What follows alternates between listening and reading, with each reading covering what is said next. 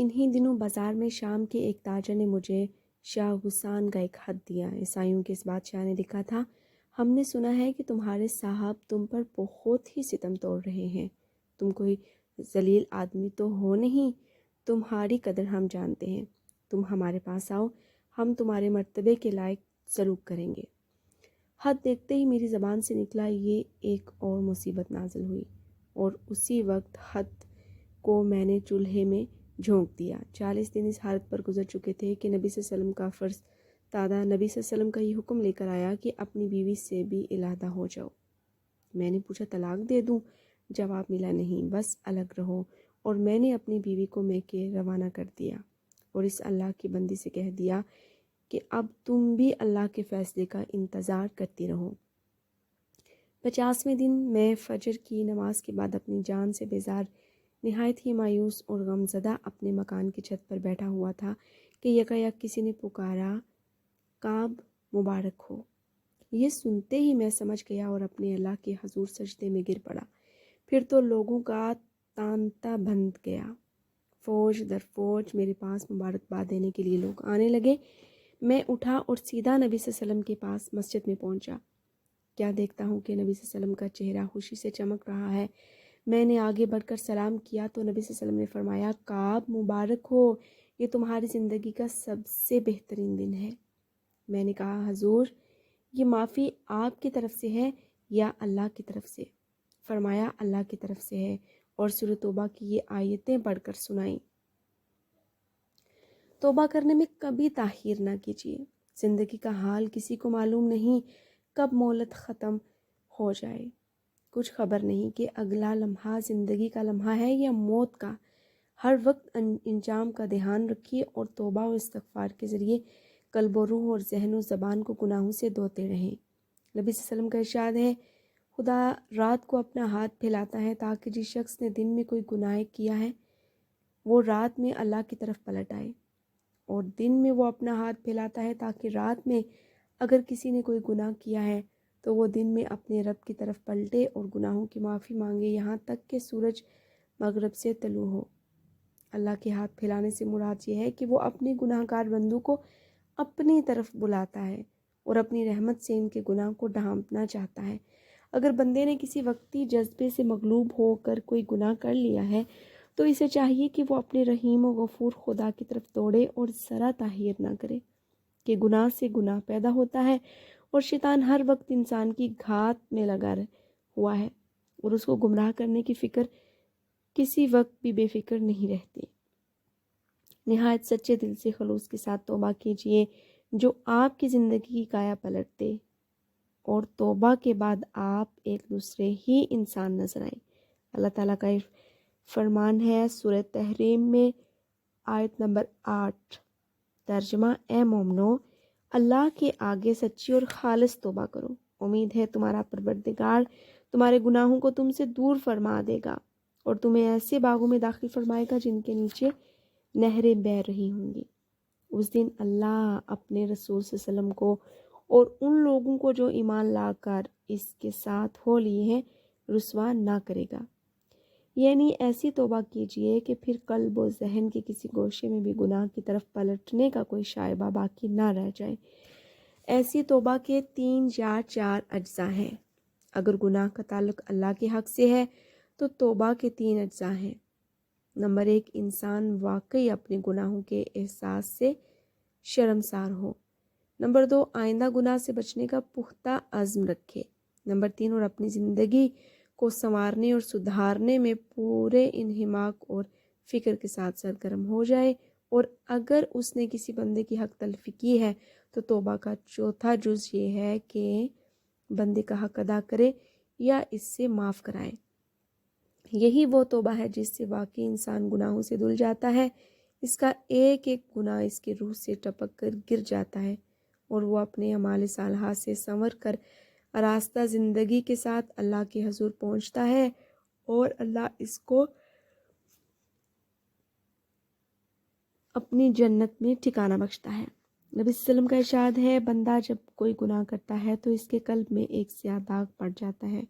اب اگر وہ گناہ سے باز آ جائے، اپنے گناہوں کے احساس سے نادم ہو کر بخشش کا طلبگار ہو اور اللہ کی طرف پلٹ کر گناہ سے بچنے کا عزم کرے تو اللہ اس کے قلب کو جلا بخش دیتا ہے، اور اگر پھر وہ گناہ کر بیٹھے تو اس داغوں سیاہ داغ میں اضافہ کر دیا جاتا ہے یہاں تک کہ وہ پورے دل پر چھا جاتا ہے۔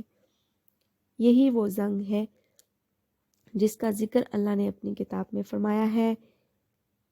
ترجمہ ہرگز نہیں، بلکہ اصل بات یہ ہے کہ ان کے قلوب پر ان کے برے کرتوتوں کا زنگ چڑھ گیا ہے۔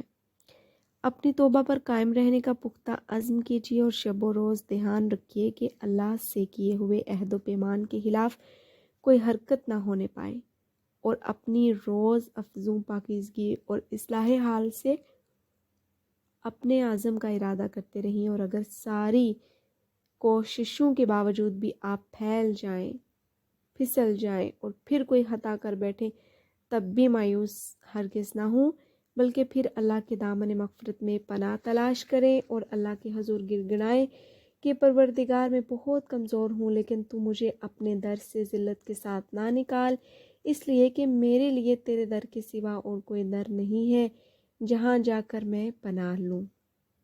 اللہ کو سب سے زیادہ خوشی جس چیز سے ہوتی ہے وہ بندے کی توبہ ہے۔ توبہ کے معنی ہے پلٹنا، رجوع کرنا۔ بندہ جب فکر و جذبات کی گمراہی میں مبتلا ہو کر گناہوں کے دلدل میں پھنستا ہے تو وہ خدا سے بچھڑ جاتا ہے اور بہت دور جا پڑتا ہے، گویا کہ اللہ سے وہ گم ہو گیا، اور پھر جب وہ پلٹتا ہے اور شرمسار ہو کر اللہ کی طرف متوجہ ہوتا ہے تو یوں سمجھیے کہ گویا اللہ کو اپنا گم شدہ بندہ پھر مل گیا۔ اس پوری کیفیت کو نبی صلی اللہ علیہ وسلم نے انتہائی بلیغ تمثیل میں یوں بیان فرمایا ہے۔ آپ صلی اللہ علیہ وسلم نے فرمایا، اگر تم میں سے کسی شخص کا اونٹ ایک بے آب و گیا صحرا میں گم ہو گیا ہو اور اس شخص کا کھانے پینے کا سامان بھی گم ہو گیا ہو اور وہ شخص چاروں طرف اس لک کو دو صحرا میں اپنے اونٹ کو ڈھونڈ ڈھونڈ کر مایوس ہو چکا ہو، پھر وہ زندگی سے بے آس ہو کر کسی درخت کے نیچے موت کے انتظار میں لیٹ رہا ہو، ٹھیک اسی حالت میں وہ اپنے اونٹ کو سارے سامان سے لدا ہوا اپنے پاس کھڑا دیکھے تو تصور تو کرو اس کو کیسی خوشی ہوگی۔ تمہارا پروردگار اس شخص سے بھی کہیں زیادہ اس وقت خوش ہوتا ہے جب تم میں سے کوئی بھٹکا ہوا بندہ اس کی طرف پھر پلٹتا ہے اور گمراہی کے بعد پھر وہ فرما برداری کی روش اختیار کرتا ہے۔ یہ ترمذی کی روایت ہے۔ ایک اور موقع پر آپ صلی اللہ علیہ وسلم نے اسی حقیقت کو ایک اور تمثیل میں واضح بیان فرمایا جو نہایت ہی اثر انگیز ہے۔ ایک موقع پر کچھ جنگی قیدی گرفتار ہو کر آئے، ان میں ایک عورت بھی تھی جس کا دودھ پیتا بچہ چھوٹ گیا تھا۔ وہ ممتا کی ماری ایسی بے قرار تھی کہ جس چھوٹے بچے کو پا لیتی اپنی چھاتی سے لگا کر دودھ پلانے لگتی۔ اس عورت کا یہ حال دیکھ کر نبی صلی اللہ علیہ وسلم نے صحابہ رضی اللہ عنہم سے پوچھا، کیا تم توقع کر سکتے ہو کہ یہ ماں اپنے بچے کو خود اپنے ہاتھوں آگ میں پھینک دے گی؟ صحابہ نے کہا، یا رسول اللہ صلی اللہ علیہ وسلم، خود پھینکنا تو درکنار، وہ اگر گرتا ہو تو یہ جان کی بازی لگا کر اس کو بچائے گی۔ اس پر نبی صلی اللہ علیہ وسلم نے ارشاد فرمایا، اللہ اپنے بندوں پر اس سے بھی زیادہ رحیم اور مہربان ہے جتنی یہ ماں اپنے بچے پر مہربان ہے۔ توبہ اور استغفار برابر کرتے رہیے۔ صبح سے شام تک انسان سے نامعلوم کتنی خطائیں ہوتی رہتی ہیں اور بعض اوقات خود انسان کو ان کا شعور نہیں ہو پاتا۔ یہ نہ سوچئے کہ کوئی بڑا گناہ ہو جانے پر ہی توبہ کی ضرورت ہے۔ انسان ہر وقت توبہ استغفار کا محتاج ہے اور قدم قدم پر اس کو سے کوتاہیاں ہوتی رہتی ہیں۔ خود نبی صلی اللہ علیہ وسلم نے فرمایا کہ میں دن میں 70 بار توبہ استغفار کرتا ہوں، اور جو گناہ گار توبہ کر کے اپنی زندگی کو سدھار لے اس کو کبھی حقیر نہ سمجھیے۔ حضرت عمران بن الحسین رضی اللہ عنہ دور رسالت کا ایک واقعہ بیان فرماتے ہیں کہ قبیلہ جہنہ کی ایک عورت نبی صلی اللہ علیہ وسلم کی خدمت میں حاضر ہوئی جو بدکاری کے نتیجے میں حاملہ ہو گئی تھی۔ کہنے لگی، یا رسول اللہ، میں زناکاری کی سزا کی مستحق ہوں۔ مجھ پر شرعی حد قائم فرمائیے اور مجھے سزا دیجیے۔ نبی صلی اللہ علیہ وسلم نے اس عورت کے ولی کو بلایا اور اس سے کہا تم اس کے ساتھ اچھا سلوک کرتے رہو اور جب اس کا بچہ پیدا ہو جائے تو اس کو میرے پاس لے کر آنا۔ ولادت کے بعد جب وہ عورت آئی تو نبی صلی اللہ علیہ وسلم نے حکم دیا کہ اس کے کپڑے اس کے جسم پر باندھ دیے جائیں تاکہ سنگسار ہوتے وقت کھل نہ جائے اور بے پردگی نہ ہو۔ پھر اس کو سنگسار کرنے کا حکم دیا اور وہ سنگسار کر دی گئی۔ پھر نبی صلی اللہ علیہ وسلم نے اس کے جنازے کی نماز پڑھی تو حضرت عمر رضی اللہ عنہ نے نبی صلی اللہ علیہ وسلم سے کہا یا رسول اللہ علیہ وسلم آپ اس کے جنازے کی نماز پڑھ رہے ہیں، یہ تو بدکاری کر چکی تھی۔ اس پر نبی صلی اللہ علیہ وسلم نے فرمایا اس نے توبہ کر لی اور ایسی توبہ کہ اگر اس کی توبہ مدینے کے 70 آدمیوں پر تقسیم کر دی جائے تو سب کی نجات کے لیے کافی ہو جائے۔ تم نے اس سے افضل کسی کو دیکھا ہے جس نے اپنی جان اللہ کے حضور پیش کر دی۔ سید الاستغفار کا اہتمام کیجیے۔ نبی صلی اللہ علیہ وسلم نے حضرت شداد بن اوس رضی اللہ عنہ کو بتلایا کہ سید الاستغفار یعنی سب سے عمدہ دعا یہ ہے، یعنی اللہم انت ربی لا الہ الا انت خلقتنی وانا عبدک وانا علی عہدک ووعدک ما استطعت اعوذ بک من شر ما صنعت ابوء لک بنعمتک علی وابوء بذنبی فاغفر لی فإنہ لا یغفر الذنوب الا انت۔ ترجمہ: اللہ تو میرا پروردگار ہے، تیرے سوا کوئی اور معبود نہیں، تو نے مجھے پیدا کیا اور میں تیرا بندہ ہوں، اور میں نے تجھ سے بندگی اور اطاعت کا جو عہد و پیمان باندھا ہے اس پر اپنے بس بھر قائم رہوں گا، اور جو گناہ بھی مجھ سے سرزد ہوئے ان کے نتائج بد سے بچنے کے لیے میں تیری پناہ گاہ کا طالب ہوں۔ تو نے مجھے جن جن نعمتوں سے نوازا ہے ان کا میں اقرار کرتا ہوں اور مجھے اعتراف ہے کہ میں گناہ گار ہوں، پس اے میرے پروردگار میرے جرم کو معاف فرما دے، تیرے سوا میرے گناہوں کو اور کون معاف کرنے والا ہے۔ دعا کے آداب۔ دعا صرف اللہ سے مانگیے، اس کے سوا کسی کو حاجت روائی کے لیے نہ پکاریے۔ دعا عبادت کا جوہر ہے اور عبادت کا مستحق تنہا اللہ ہے۔ اللہ پاک کا قرآن پاک میں ارشاد ہے سورۃ الرعد میں، ترجمہ: اسی کو پکارنا برحق ہے اور یہ لوگ اس کو چھوڑ کر جن ہستیوں کو پکارتے ہیں وہ ان کی دعاؤں کا کوئی جواب نہیں دے سکتے۔ ان کو پکارنا تو ایسا ہے جیسے کوئی شخص اپنے دونوں ہاتھ پانی کی طرف پھیلا کر چاہے کہ پانی دور ہی سے اس کے منہ میں آ پہنچے، حالانکہ پانی اس تک کبھی نہیں پہنچ سکتا۔ بس اسی طرح کافروں کی دعائیں بے نتیجہ بھٹک رہی ہیں۔ یعنی حاجت روائی اور کارسازی کے سارے اختیارات اللہ ہی کے ہاتھ میں ہیں، اس کے سوا کسی کے پاس کوئی اختیار نہیں، سب اسی کے محتاج ہے۔ اس کے سوا کوئی نہیں جو بندوں کی پکار سنے اور اس کی دعاؤں کا جواب دے۔ سورۃ الفاتر ہے آیت نمبر 15 میں، ترجمہ: انسانوں تم سب اللہ کے محتاج ہو، اللہ ہی ہے جو غنی اور بے نیاز اور اچھی صفات والا ہے۔ نبی صلی اللہ علیہ وسلم کا ارشاد ہے کہ اللہ نے فرمایا ہے، صحیح مسلم کی یہ روایت ہے کہ میرے بندوں میں نے اپنے اوپر ظلم حرام کر لیا ہے، تو تم بھی ایک دوسرے پر ظلم و زیادتی کو حرام سمجھو۔ میرے بندوں، تم میں سے ہر ایک گمراہ ہے سوائے اس کے جس کو میں ہدایت دوں، بس تم مجھ سے ہدایت طلب کرو، میں تمہیں ہدایت دوں گا۔ میرے بندوں، تم میں سے ہر ایک بھوکا ہے سوائے شخص کے جس کو میں کھلاؤں، بس تم مجھ ہی سے روزی مانگو تو میں تمہیں روزی دوں گا۔ میرے بندو، تم میں سے ہر ایک ننگا ہے سوائے اس کے جس کو میں پہناؤں، بس تم مجھ ہی سے لباس مانگو، میں تمہیں پہناؤں گا۔ میرے بندو، تم رات میں بھی گناہ کرتے ہو اور دن میں بھی، اور میں سارے گناہ معاف کر دوں گا۔ اور آپ صلی اللہ علیہ وسلم نے یہ بھی ارشاد فرمایا کہ آدمی کو اپنی ساری حاجتیں اللہ ہی سے مانگنی چاہیے، یہاں تک کہ اگر جوتی کا تسمہ ٹوٹ جائے تو اللہ سے مانگے، اور اگر نمک کی ضرورت ہو تو وہ بھی اسی سے مانگے۔ یہ ترمذی کی روایت ہے۔ مطلب یہ ہے کہ انسان کو اپنی چھوٹی ضرورت کے لیے بھی اللہ ہی کی طرف متوجہ ہونا چاہیے، اور اس کے سوا نہ کوئی دعاؤں کا سننے والا ہے اور نہ کوئی مرادیں پوری کرنے والا ہے۔ اللہ سے وہی کچھ مانگیے جو حلال اور پاکیزہ ہو۔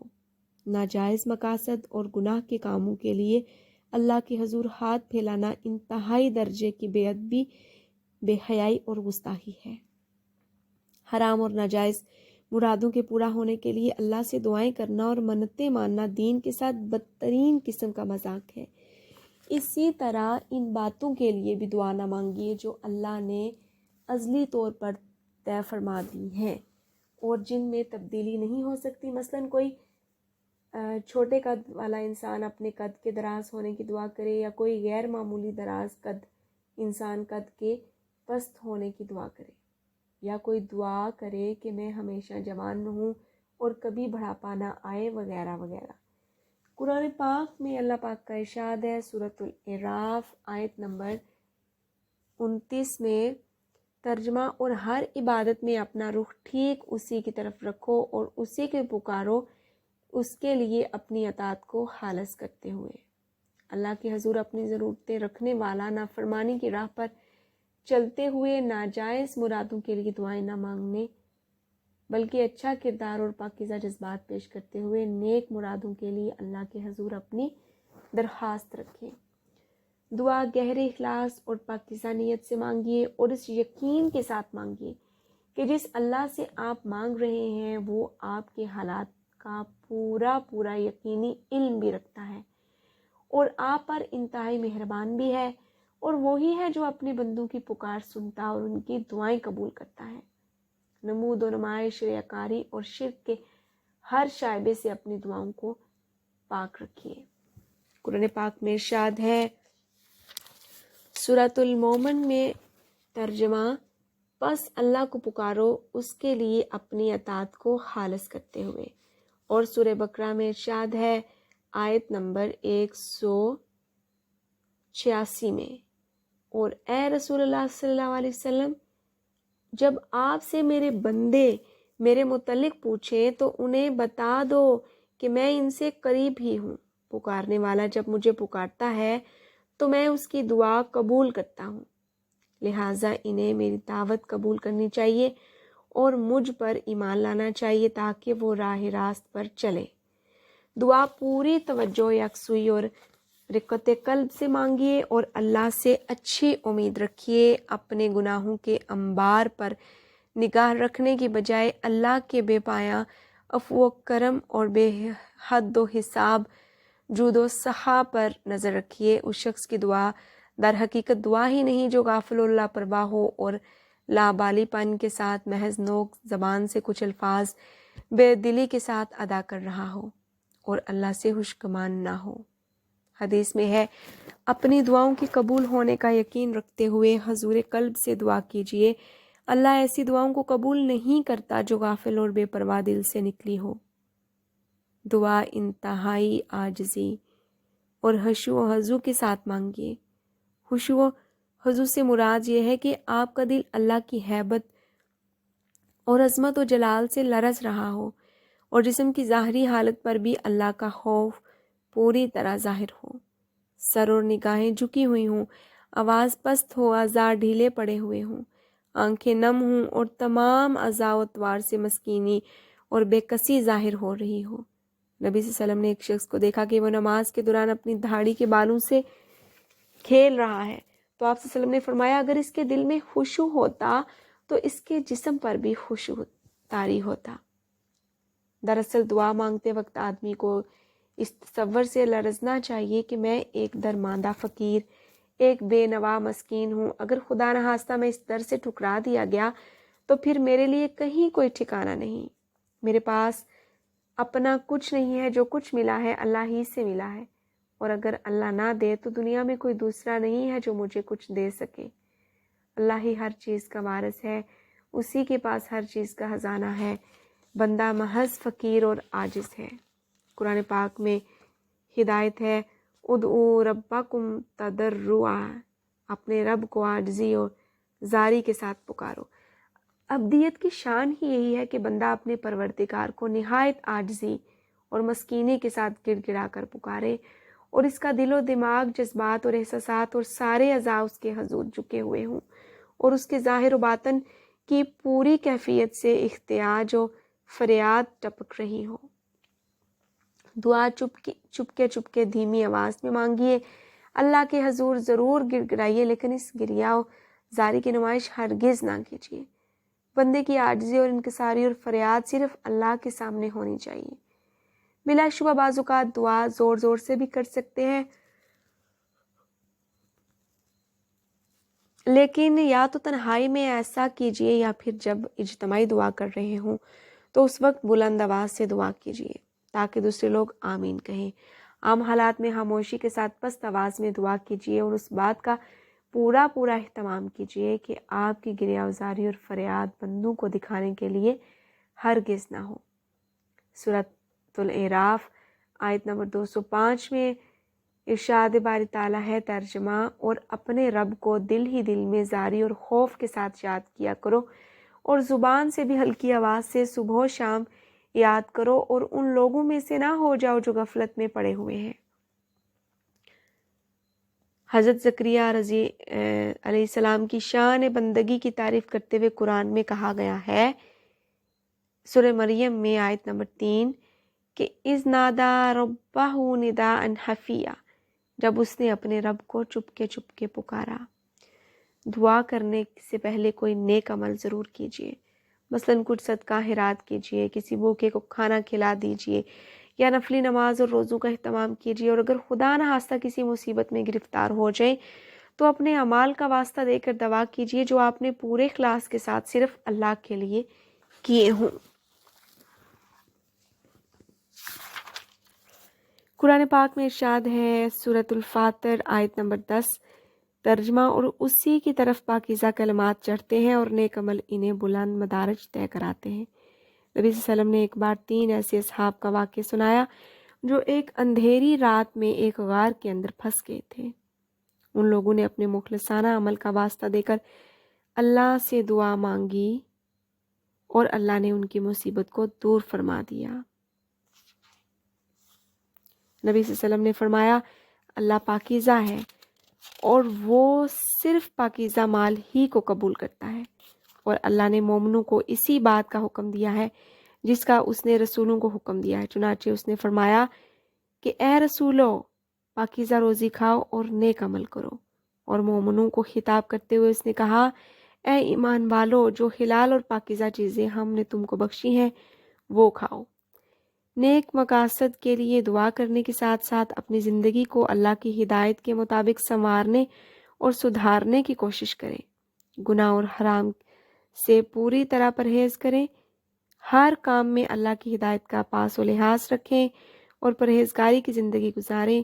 حرام کھا کر، حرام پی کر، حرام پہن کر اور بے باکی کے ساتھ حرام کے مال سے اپنے جسم کو پامال کر دعا کرنے والا یہ آرزو کرے کہ میری دعا قبول ہو تو یہ زبردست نادانی اور ڈھٹائی ہے۔ دعا کو قابل قبول بنانے کے لیے ضروری ہے کہ آدمی کا قول و عمل بھی دین کی ہدایت کے مطابق ہو۔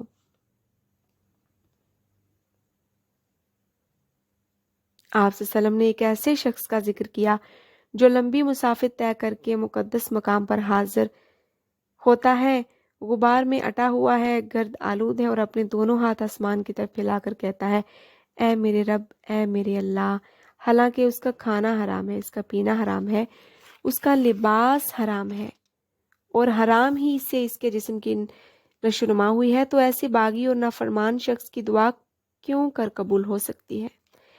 برابر دعا کرتے رہیے، اللہ کے حضور اپنی عاجزی، احتیاج اور عبودیت کا اظہار خود ایک عبادت ہے۔ اللہ نے خود دعا کرنے کا حکم دیا ہے اور فرمایا ہے کہ بندہ جب مجھے پکارتا ہے تو میں اس کی سنتا ہوں۔ دعا کرنے سے کبھی نہ اکتائیے اور اس چکر میں کبھی نہ پڑیے کہ دعا سے تقدیر بدلے گی یا نہیں۔ تقدیر کا بدلنا نہ بدلنا، دعا کا قبول کرنا نہ کرنا اللہ کا کام ہے جو علم و حکیم ہے۔ بندے کے کام بہرحال یہ ہے کہ وہ ایک فقیر و محتاج کی طرح برابر اس سے دعا کرتا رہے اور لمحہ بھر کے لیے بھی خود کو بے نیاز نہ سمجھے۔ نبی صلی اللہ علیہ وسلم نے ارشاد فرمایا، سب سے بڑا عاجز وہ ہے جو دعا کرنے میں عاجزی اختیار کرتا ہے۔ اور نبی صلی اللہ علیہ وسلم نے یہ بھی فرمایا کہ اللہ کے نزدیک دعا سے زیادہ عزت و اکرام والی چیز اور کوئی نہیں ہے۔ مومن کی شان یہ ہے کہ وہ رنج و راحت، دکھ و سکھ، تنگی اور خوشحالی، مصیبت و آرام، ہر حال میں اللہ ہی کو پکارتا ہے، اسی کے حضور اپنی حاجتیں رکھتا ہے اور برابر اس سے خیر کی دعا کرتا رہتا ہے۔ نبی صلی اللہ علیہ وسلم کا ارشاد ہے، جو شخص اللہ سے دعا نہیں کرتا اللہ اس پر غضبناک ہوتا ہے۔ دعا کی قبولیت کے معاملے میں اللہ پر پورا بھروسہ رکھیے، اور اگر دعا کی قبولیت کے اثرات جلد ظاہر نہ ہو رہے ہوں تو مایوس ہو کر دعا چھوڑ دینے کی غلطی کبھی نہ کیجیے۔ قبولیت دعا کی فکر میں پریشان ہونے کی بجائے صرف دعا مانگنے کی فکر کریں۔ حضرت عمر رضی اللہ عنہ فرماتے ہیں، مجھے دعا قبول ہونے کی فکر نہیں ہے، مجھے صرف دعا مانگنے کی فکر ہے۔ جب مجھے دعا مانگنے کی توفیق ہو گئی تو قبولیت بھی اس کے ساتھ ساتھ حاصل ہو جائے گی۔ نبی صلی اللہ علیہ وسلم کا ارشاد ہے، جب کوئی مسلمان اللہ سے کچھ مانگنے کے لیے اللہ کی طرف منہ اٹھاتا ہے تو اللہ اس کا سوال ضرور پورا کر دیتا ہے، یا تو اس کی مراد پوری ہو جاتی ہے یا اللہ اس کے لیے اس کی مانگی ہوئی چیز کو آخرت کے لیے جمع فرما دیتا ہے۔ قیامت کے دن اللہ ایک بندہ مومن کو اپنے حضور طلب فرمائے گا اور اس کو اپنے سامنے کھڑا کر کے پوچھے گا، اے میرے بندے، میں نے تجھے دعا کرنے کا حکم دیا تھا اور یہ وعدہ کیا تھا کہ میں تیری دعا کو قبول کروں گا، تو کیا تو نے دعا مانگی تھی؟ وہ کہے گا، پروردگار مانگی تھی۔ پھر اللہ فرمائے گا، تو نے مجھ سے جو دعا بھی مانگی تھی میں نے وہ دعا قبول کی۔ کیا تو نے فلاں دن یہ دعا نہ کی تھی کہ میں تیرا رنج و غم دور کر دوں جس میں تو مبتلا تھا، اور میں نے تجھے اس رنج و غم سے نجات بخشی؟ بندہ کہے گا، بالکل سچ ہے پروردگار۔ پھر اللہ فرمائے گا، وہ دعا تو میں نے قبول کر کے دنیا ہی میں تیری آرزو پوری کر دی تھی، اور فلاں روز پھر تو نے دوسرے غم میں مبتلا ہونے کی دعا کی تھی۔ خدایا اس مصیبت سے نجات دے، مگر تو نے اس رنج و غم سے نجات نہ پائی اور برابر اس میں مبتلا رہا۔ وہ کہے گا، بے شک پروردگار۔ تو اللہ فرمائے گا، میں نے اس کی دعا کے عوض جنت میں تیرے لیے طرح طرح کی نعمتیں جمع کر رکھی ہیں، اور اس طرح دوسری حاجتوں کے بارے میں بھی دریافت کر کے یہی فرمائے گا۔ نبی صلی اللہ علیہ وسلم نے پھر ارشاد فرمایا، بندہ مومن کی کوئی دعا ایسی نہ ہوگی جس کے بارے میں اللہ یہ بیان نہ فرمایا دے کہ میں نے دنیا میں قبول کی اور یہ تمہاری آخرت کے لیے ذخیرہ کر کے رکھی۔ اس وقت بندہ مومن سوچے گا، کاش میری کوئی دعا بھی دنیا میں قبول نہ ہوتی۔ اس لیے بندے کو ہر حال میں دعا مانگتے رہنا چاہیے۔ دعا مانگتے وقت ظاہری آداب، طہارت، پاکیزگی کا پورا خیال رکھیے، اور قلب کو بھی ناپاک جذبات، گندے خیالات اور بیہودہ مقاصد سے پاک رکھیے۔ قرآن پاک میں ارشاد ہے، بے شک اللہ کے محبوب وہ بندے ہیں جو بہت زیادہ توبہ کرتے ہیں اور جو نہایت پاک و صاف رہتے ہیں۔ اور سورہ مدثر میں ہے کہ وَرَبُّكَ فَكَبِّرْ وَثِيَابَكَ فَطَہِّرْ۔ دوسروں کے لیے بھی دعا کریں، لیکن ہمیشہ اپنی ذات سے شروع کریں۔ پہلے اپنے لیے مانگیں، پھر دوسروں کے لیے۔ قرآن پاک میں حضرت ابراہیم اور نوح کی جو دعائیں نقل کی گئی ہیں ان سے یہی سبق ملتا ہے کہ اے میرے پروردگار، مجھے نماز قائم کرنے والا بنا اور میری اولاد سے بھی ایسے لوگ اٹھا جو یہ کام کریں۔ پروردگار، میری دعا قبول فرما، مجھے اور میرے والدین اور سارے مسلمانوں کو اس دن معاف فرما دے جب کہ حساب قائم ہوگا۔ اللہ سے ہر وقت دعا مانگتے رہیے، اس لیے کہ وہ اپنے بندوں کی فریاد سننے سے کبھی نہیں اکتاتا۔ البتہ حدیث سے معلوم ہوتا ہے کہ کچھ خاص اوقات اور حالات ایسے ہیں جن میں خصوصیت کے ساتھ دعائیں جلد قبول ہوتی ہیں، لہٰذا ان مخصوص اوقات اور حالات میں دعاؤں کا اہتمام کیجیے۔ نمبر 1، رات کے پچھلے حصے کے سناٹے میں جب عام طور پر لوگ میٹھی نیند کے مزے میں ہوتے ہیں تو بندہ اٹھ کر اپنے رب سے راز و نیاز کی گفتگو کرتا ہے اور مسکین بن کر اپنی حاجتیں اللہ کے حضور رکھتا ہے تو اللہ خصوصی کرم فرماتا ہے۔ شب قدر میں زیادہ سے زیادہ دعا کیجیے۔ یہ رات اللہ کے نزدیک 1000 مہینوں سے زیادہ بہتر ہے، اور یہ دعا خاص طور پر پڑھیے کہ اللہ تو بہت زیادہ معاف فرمانے والا ہے، معاف کرنے کو پسند کرتا ہے، بس تو مجھے معاف فرما دے۔ میدان عرفات میں جب 9 ذی الحج کو اللہ کے مہمان جمع ہوتے ہیں، جمعہ کی مخصوص ساعت میں جو جمعہ کا خطبہ شروع ہونے سے نماز کے ختم ہونے تک ہے یا نماز عصر کے بعد سے نماز مغرب تک ہے، اذان کے وقت اور میدان جہاد میں جب مجاہدوں کی صف بندی کی جا رہی ہو، نبی صلی اللہ علیہ وسلم کا ارشاد ہے 2 چیزیں اللہ کے دربار سے رد نہیں کی جاتی، ایک اذان کے وقت کی دعا، دوسرے جہاد میں صف بندی کے وقت کی دعا۔ اذان اور تکبیر کے درمیان وقفے میں نبی صلی اللہ علیہ وسلم کا ارشاد ہے اذان اور اقامت کے درمیانی وقفے میں کی دعا رد نہیں کی جاتی۔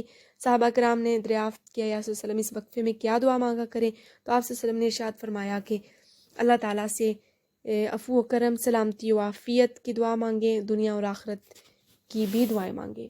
رمضان المبارک کے ایام میں بالخصوص افطار کے وقت فرض نمازوں کے بعد سجدے کی حالت میں بندہ اللہ تعالیٰ سے بہت ہی قریب ہوتا ہے، تو اس حالت میں دعا مانگا کریں۔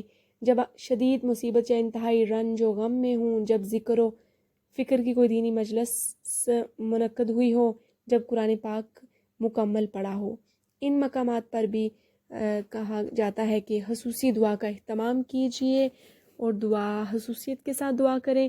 ملتزم مذاب کے نیچے، کعبے کے اندر، چائے زمزم کے پاس، صفا مروہ پر، صفا مروہ کے پاس جہاں سعی کی جاتی ہے، مقام ابراہیم کے پیچھے، عرفات میں، مزدلفہ میں، مینا میں، اور تینوں جمرات کے پاس برابر کوشش کرتے رہیے کہ آپ اللہ سے دعا مانگنے کے لیے دعا کے وہی الفاظ یاد کریں جو قرآن پاک اور حدیث میں آئے ہیں۔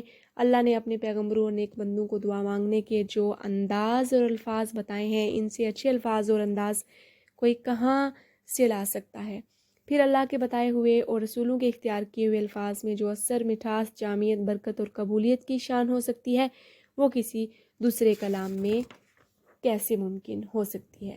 اسی طرح نبی صلی اللہ علیہ وسلم نے جو شب و روز دعائیں مانگی ہیں وہ دعائیں مانگنی چاہیے، اور جو قرآن و حدیث کی بتلائی ہوئی دعاؤں کا ورد رکھنے اور ان کے الفاظ پر غور و فکر کرنا چاہیے اور اسی طرح کی دعائیں کرنی چاہیے۔ بلا شبہ دعا کے لیے کسی زبان، انداز یا الفاظ کی کوئی قید نہیں ہے، بندہ اپنے رب سے جس زبان اور جن الفاظ میں جو چاہے مانگے، مگر یہ اللہ کا مزید فضل و کرم ہے، اس نے یہ بھی بتایا ہے کہ مجھ سے مانگو اور اس طرح مانگو، اور دعاؤں کے الفاظ تلقین کر کے بتا دیا کہ مومن کو دین و دنیا کی فلاح کے لیے کیا کیا نقطۂ نظر رکھنا چاہیے اور کن تمناؤں اور آرزوؤں سے دل کی دنیا کو آراستہ رکھنا چاہیے، اور پھر دین و دنیا کی کوئی حاجت اور خیر کا کوئی پہلو ایسا نہیں جس کے لیے دعا نہ سکھائی گئی ہو۔ اسی لیے بہتر یہ ہے کہ آپ اللہ سے قرآن و سنت کے بتائے ہوئے الفاظ ہی میں دعا مانگیں اور انہی دعاؤں کا ورد رکھیں جو قرآن میں نقل کی گئی ہیں یا مختلف اوقات میں خود نبی صلی اللہ علیہ وسلم نے